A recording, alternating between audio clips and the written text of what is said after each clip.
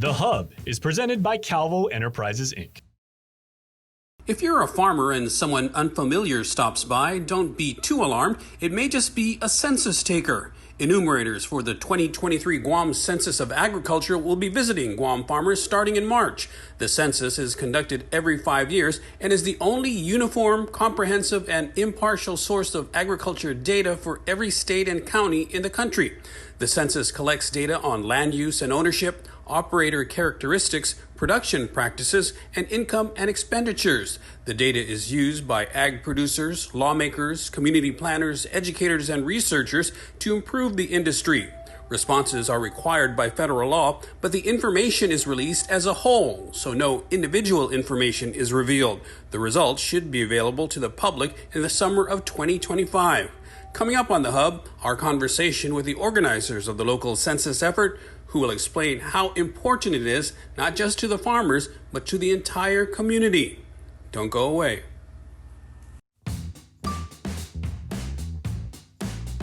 The Hub is presented by Calvo Enterprises, Inc.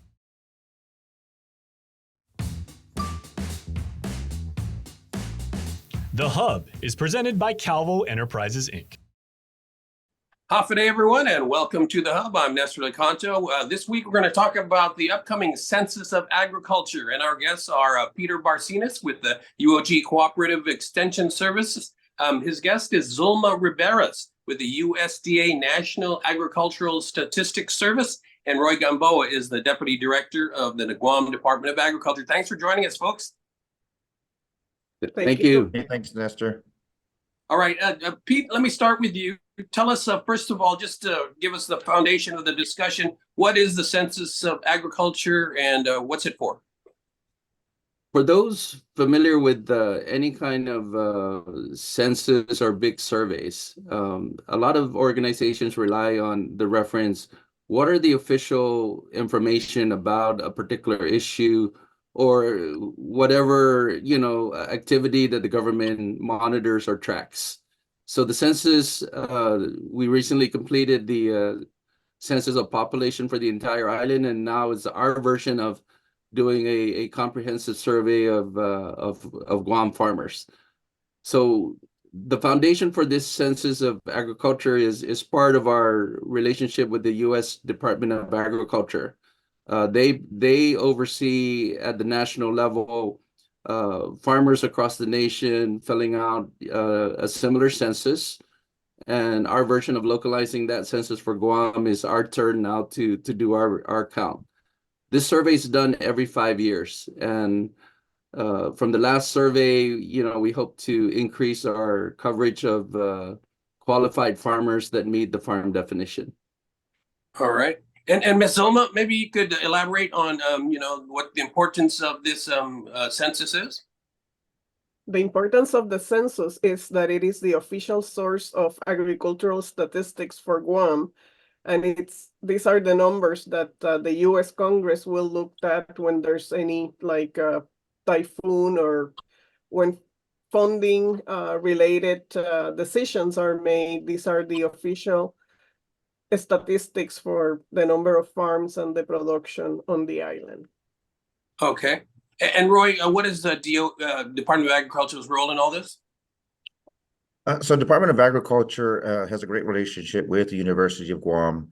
Obviously, we are committed to helping by providing lists of our bona fide farmers here on the island of Guam.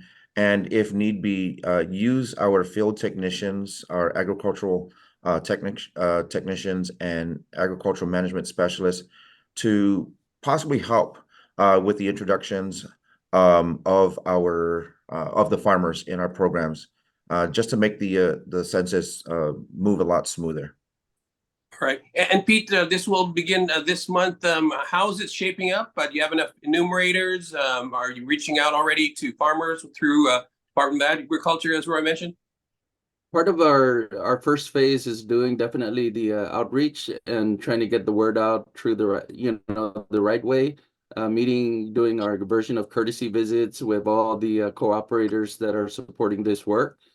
Last week we met with Bureau Stats and Plans and Roy's, attending a meeting on just having the pre-conversations on where we can, rally behind the kind of work that's ahead. So this is what we call our first phase, is massaging the official reference list, validating it, making sure that there's no duplicates. So a lot of that is the in-office admin part. But in terms of the field work, this is always the heavy portion of the expectation. Of course, any kind of survey work is temporary work for those that opt in to become what we call field enumerators. So we often turn to our student population at the university to, incentivize them to take on some, short-term income opportunity and gain some survey fieldwork experience. So we started the enumerator training last week. So we're expecting to do several phases of the enumerator training throughout the period. There's always going to be a recruitment phase, and as enumerators take on that role, there's also they opt out and they don't come back after several rounds of doing the actual field visits. So phase 2 is once we get a stable enumeration field team. I think we're going to start seeing a good coverage of some of the farm lists that we're working on. All right. And Zolma, can you just kind of elaborate on how data, in your experience, has helped benefit the agricultural industry and farmers in particular? Well, I am just I'm just a statistician, so my job is to collect the data, but making sure that we have the best numbers that we can for the census, assist the Department of Agriculture in having good data to base whatever needs are in the community and elaborate their programs and their funding. All right. And Roy, of course, the cooperation of farmers is of paramount importance. I believe that the individual responses will be confidential, so that might encourage them to be more open about their data. And can you talk about that and alleviate any concerns that they might have in providing the necessary information? Sure. What we want to put out there to a lot of our farmers is, look, confidentiality is of the utmost importance. We're not looking at the farmers per se. We're looking at the crops. We're looking at things that are being produced on Guam. We're looking at the end results. We're not trying to capture data on the farmer themselves or pesticides or whatever it is that they're using, fertilizers. That's fine. It's not going to pose a problem or impact their day-to-day operations. Generally, what we want to see is gathering that data so that we can compare it from what was done previously, previously here on the island of Guam. We want to know how much land is being used for agricultural purposes. We want to determine what crops are new and trending. And then we want to take that data and compare it to what we have here at Department of Agriculture and look at the similarities. And we have our information that we've gathered. When the census is done, we can take a look at it. And if we're at least 85% on point with the data matching across the board, then we're doing a great job. We're doing a great job at identifying of what Guam can produce, what our farmers can produce. How that helps my agency is by getting a more accurate number of the farmers, of the data that the farmers help share with us, is it opens the doors potentially to more grant opportunities. And then it also increases the threshold in funding amounts. It opens up the doors to more programs. So that's key for us. And I think being here, this is a great opportunity to show that, a collaborative effort to help Guam in general speaks volumes. Coming out of the pandemic, we recognize our farmers are what's going to keep us afloat when the food stops coming in, or if there's problems in the supply chain. And so we've got to be able to look and identify what we can produce, what we can replace that generally comes in off the ships. So the census, and we're asking our farmers, hey, look, if you want our technicians to accompany the enumerators, just so that there's a nice warm handshake and things like that. We've committed to helping Pete and Zoma in that effort. Have you found there's been a reluctance in the past to share information, and why so, if that's been the case? I wouldn't say reluctance. I think there might have been difficulties in the past. The way the surveys are done, I believe, has improved. I did catch wind of at least 10 years ago, it was done individually on paper. And so you can imagine gathering all that data by one or two individuals, trying to compile all that documents.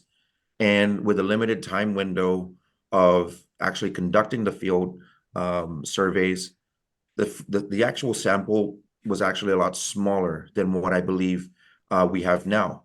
Comparatively, hearing 250 possible farmers responded in the past, and now, at least on our end, we have over 600 bona fide farmers.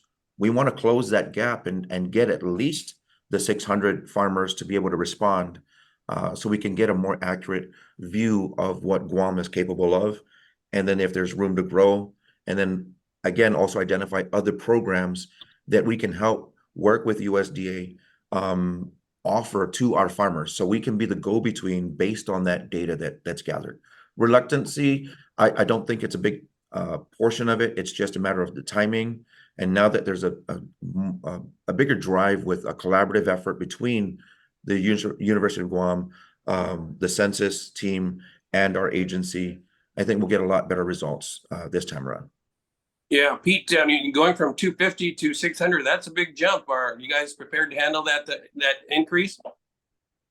That's the plan, and I think it's an ambitious plan, but I think when we rally behind, the folks responsible for the field work and the buy-in from all the agencies that touch our food system, I think there's this important message that we always put out there: know where your food comes from. And from an island standpoint, that tagline is also borrowing Hawaii's version of a bumper sticker: agriculture, your life depends on it. I think in the context for Guam, that's very true. And knowing as what Zuma mentioned, official information is really what matters. We can't be dealing with, in the jargon of data analytics, anecdotal information. I think working along this formal research approach, you're going to get the technical expertise of USDA NAS to help create the kinds of baseline information that, for once, unifies GovGuam's lists with our community lists, and more importantly, all the agencies that deal with local farmers, USDA sister agencies that deal with local farmers. That's a combined listing. So this is the holy grail of information.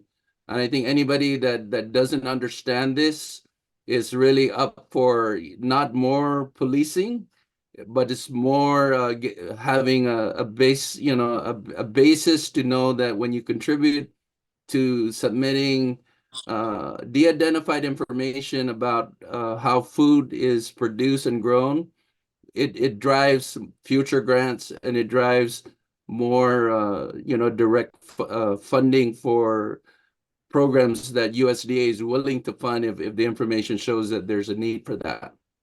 Yeah, and Zoma, you mentioned it earlier that Congress kind of uses this as the baseline for determining, knock on wood, we don't have another typhoon anytime soon, but they use this data as the baseline for how they're going to consider any monetary or otherwise kind of assistance for Guam, right? That is correct. Yeah, we are the official agricultural numbers for the U.S. and the territories, because the program of the Census of Agriculture that it's taken every 5 years establishes a baseline for the way the agriculture is going in the nation and the territories. Yeah. So how does Congress and the U.S. Department of Agriculture use that information? How do they evaluate it in determining how much assistance to provide? Well, my job is only to put out the numbers. I mean, but I'm pretty sure that once the numbers are out, they have their staff that will look at these and make decisions based on the results. All right. We've got to take a quick break, but when we come back, I wanted to explore more deeply some of the things that both Roy and Pete mentioned about, food security and food sustainability for Guam. So we're going to take a quick break, and we'll be back with more of our discussion right after this. The Hub is presented by Calvo Enterprises, Inc.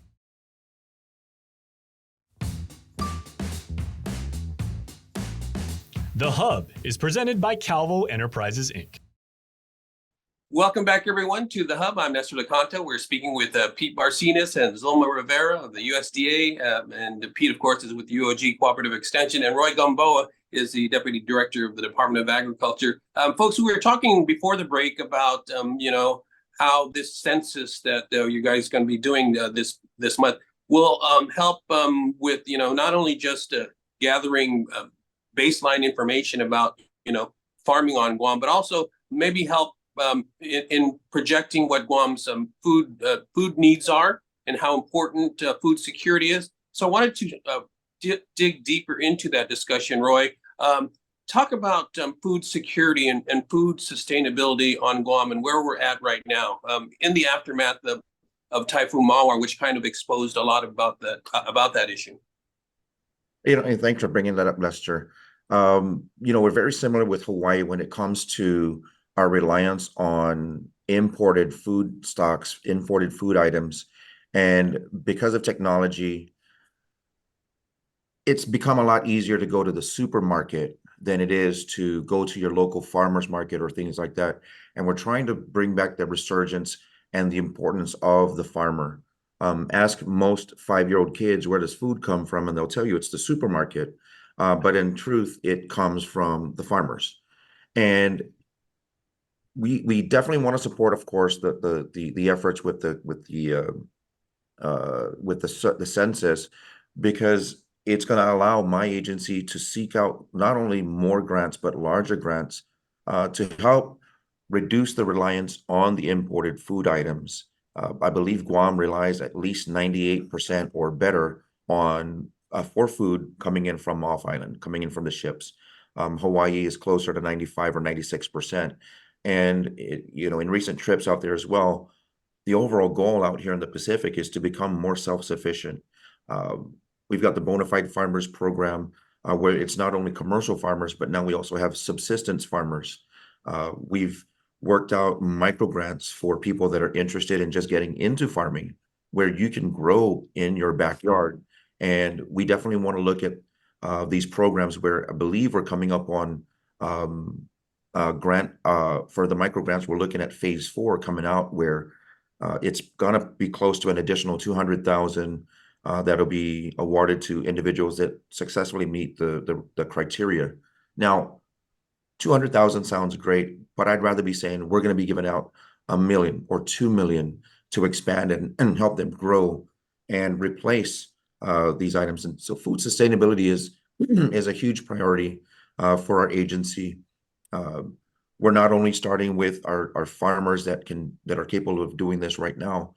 We spend a lot of time going out into the schools. We get invitations to go discuss at elementary school, middle school, and high school levels the importance of agriculture. And whenever that opportunity arises, we're out there. I believe in the future, we've got some great partnerships that are coming down the pipe with Department of Education, where we can probably introduce raised bed gardens, have the students get their hands dirty per se, and in growing some of the stock, some fruits and vegetables on campus. Things that grandpa used to teach me how to do. We've got to bring that back into to not only the educational system, but just learning as a culture and as a society altogether. With our farmers, if we can replace 1, 2, 3, or 4 meals with things that were grown here in Guam, that's a step, that's going to improve the overall sustainability of our food stocks here on the island of Guam. Yeah. And Pete, you want to weigh in on food security and sustainability on Guam? Oh, I'll comment on that using the recent message by the Secretary of Agriculture Department of Agriculture, the USDA side. And in a message to land-grant university leadership, he basically shared this reference of the importance of ag. If you really understand the role of food in a nation, what Roy just mentioned about import substitution, this is the magic that has yet to be clearly identified of how do we figure this equation out. And he mentioned two key things that farmers are really interested in. One is the ability to grow the best food and the highest quality. And two, which is really a big issue in the US, is the next generation of farmers. And I think this is what is so striking, is that if you see what's going on in our island community, the pace of economic development and development in general, we're seeing open land being given up, agriculture land being giving way to economic development, and that's what's happening in the nation. So farm displacement is beginning to take on a different toll, and at the rate we focus on looking at not just the number of farmers, we're also in that census, we're looking at the number of arable land that is being displaced, when we lose a farm operation. So these are the telltale signs that impact how we do food programming. At the university, we have programs that try to touch areas where farms are impacted by, invasive species. Introduction to, when the more we import, the risk is there to bring uninvited guests that will affect not only our food system, but our entire green environment. And that's already you see that with the rhinoceros beetle. The other side to this is also climate change. We're seeing different avenues of how this is taking a toll. And I think the most recent is the Marshall Islands on just normal weather impacting, saltwater inundation. Over time, I think Guam is going to be vulnerable to those kinds of risks around climate. And how that impacts farmers is our ability to be on the forefront of what's the risk to our local farm community. Because when you start discounting that kind of impact, you're looking at like Mawar, there's a displacement of almost 6 to 8 months of local food production. By the time that gets into the food system, farmers still have to rely on making a living. So your question to Zuma earlier about the value of this kind of information is also tied to economic programming. How do we incentivize farmers to get into food production? When you really look at the bottom line of this effort, Nestor, this is pure workforce development. You're having farmers get involved in self-employment initiatives that really translates to keeping money that we can circulate in our local economy in Guam and not leaking out.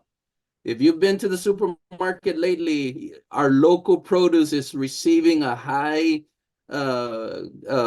price, but it also creates a displacement in our ability to buy that because we're being priced out of our, the market when we can't afford to buy even local eggplant or local cucumbers. So that's that game that we have to balance out in terms of we can encourage food production, but then at the same time, we can't be pricing ourselves out of the market. All right. Real quickly, only got a couple of minutes left. I ask Roy and then you, Pete. Roy first to encourage the farmers to participate in the census. Sure. Hey, buenas, hey, farmers out there with participating with the Department of Agriculture. We highly encourage you to welcome Mr. Pete Barcinas and the enumeration team onto your farms. Like we said a little bit earlier, we want to gather the data that they need to get an accurate count of where Guam stands with agriculture in general. This will give us the opportunity, hopefully in the future, to avail of more programs and economic funding so that we in turn can help you. So please, if you can, please know over the next 3 or 4 months or so, Pete and his team, Zalma and their team, will be coming out to your farms and show them the good old Chamorro hospitality and island hospitality and welcome them in. So appreciate that. All right, Pete, real quickly, you need more numerators, yeah? If you're looking for part-time income, passive income, this is the way to go. If the government is looking at, big issues in the community, food definitely is there, and we need people that are close to the source of our food system. If you want this field work experience, knock on our doors and we'll provide the training. And if you meet those conditions, you'll be part of our field team. All right, that's Pete Barcinas with the UOG Cooperative Extension Service. Zulma Riveras is with the USDA National Agriculture Statistics Service, and Roy Gamboa is the Deputy Director of the Department of Agriculture. I'm Nestor Lecanto. Thanks for watching, everyone. We'll see you again next week on The Hub. Thank you. Thank you.